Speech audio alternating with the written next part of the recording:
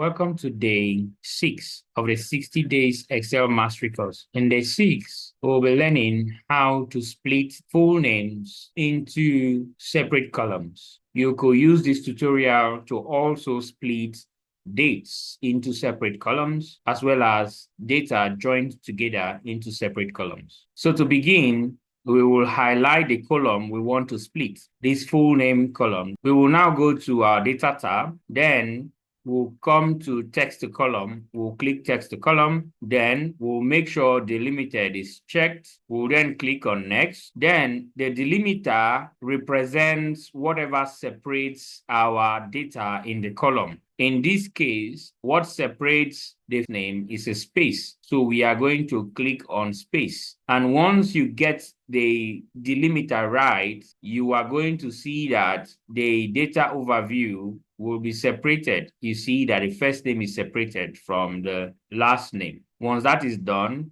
we click on next. So what we need to do now is to enter an appropriate destination. So the destination that we need to enter now will be where we want to enter our new and separated data. You can basically click on destination and remove this destination here, and then click on a new destination, which is the B2 column, because we want to put the names here. Once that is done, we click on finish. You see, we have been able to easily just separate these names into first name and last name. So subscribe to stay informed about the video tutorials we post throughout this challenge and for upcoming learning challenges and videos as well.